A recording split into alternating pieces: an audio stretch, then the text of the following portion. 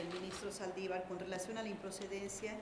estoy de acuerdo por declararla en la totalidad de las acciones de inconstitucionalidad con base en la causal por cesación de efectos debido a las numerosas modificaciones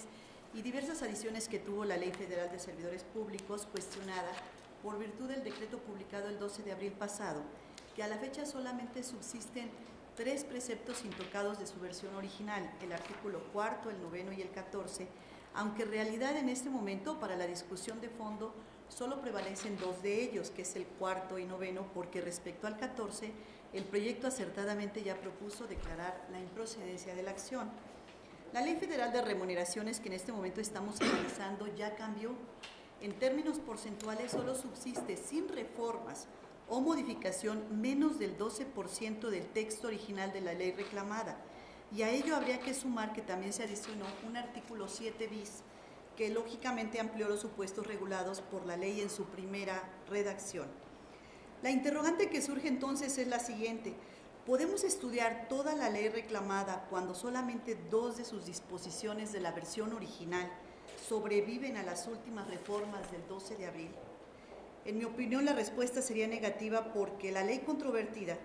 constituye un orden articulado y lógico de supuestos y consecuencias legales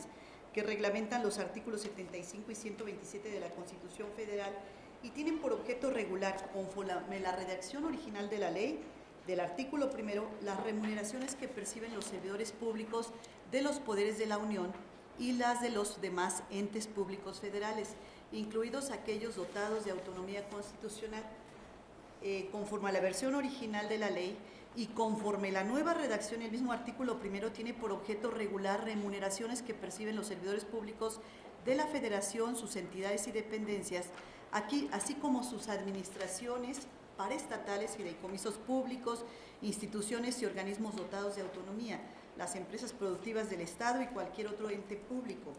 De la simple comparación de la primera disposición de la ley entre la original y la reformada el 12 de abril, observo que su contenido difiere porque amplía el número de destinatarios. Con ello, todo su contenido adquiere una nueva cobertura mayor de la que tuvo en el momento al ser expedida. De este solo hecho y de las demás modificaciones a la ley apreciadas en su conjunto,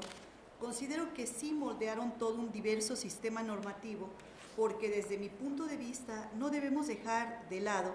que ha creado todo un distinto sistema normativo con los múltiples ajustes que prácticamente tuvo todo el articulado. La ley que hoy estamos analizando ya cambió en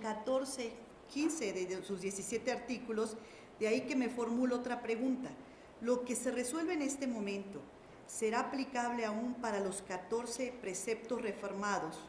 de los 17 que conforman actualmente la ley? Nuevamente considero que también la respuesta debe ser negativa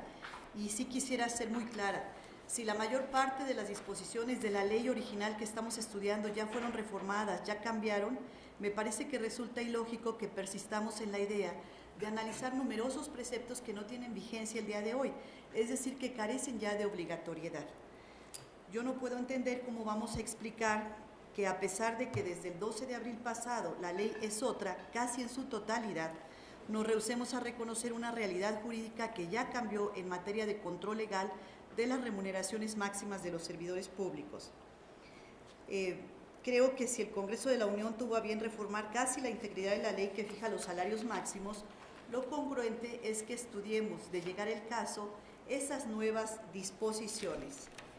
Finalmente, quisiera concluir que la ley de remuneraciones que analizamos fue publicada efectivamente el 5 de noviembre del 2018, como ya se mencionó, pero fue reformada en su totalidad, casi en su totalidad,